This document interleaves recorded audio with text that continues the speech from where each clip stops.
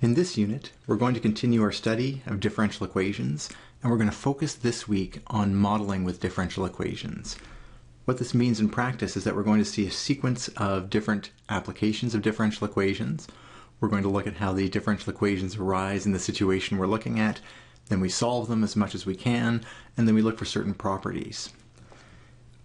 The most important thing to take away from this is not to see this as 10 examples, each of which must be memorized, and then the final answer used in some particular way. Instead, what we're hoping you'll walk away with is an understanding of the general process. The idea here is that when you look at some other system outside of this class later on in life, it will likely not be an exact match to what you've seen here, but the process of analyzing it will be the same as what we went through here. So keep that in mind as we go through the examples.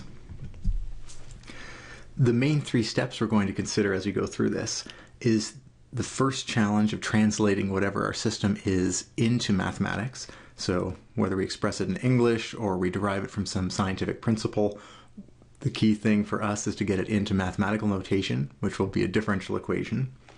Then some analysis of what's going to be important and what's not in the model, and in some of the other specific scenarios, we're going to be looking at cases or solutions that are special in some way or simple or easily understood, and use those as a reference when we think about or reason about the entire application or modeling exercise. We'll start first with a classic model that can be written as a differential equation form, like so, and which immediately leads to its solution. This is the exponential decay or growth formula here, and its source is usually the differential equation given here. The rate of change of some quantity is proportional to or equals a constant times the amount itself. And classical examples of this would include population models or radioactive decay.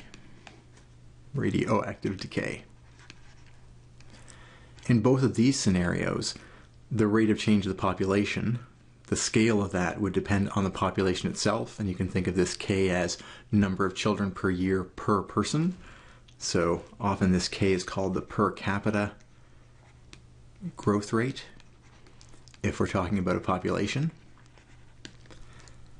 When we're talking about radioactive decay, we'd say the amount that we lose, so this would be a negative rate, the amount that we lose is proportional to the size of the sample that we're considering.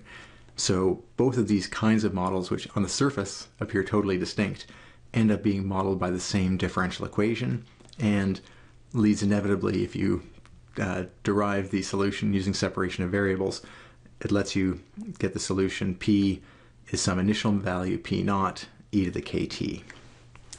If k is positive, we get nice exponential growth. If that exponent ends up being negative, we get a decaying process.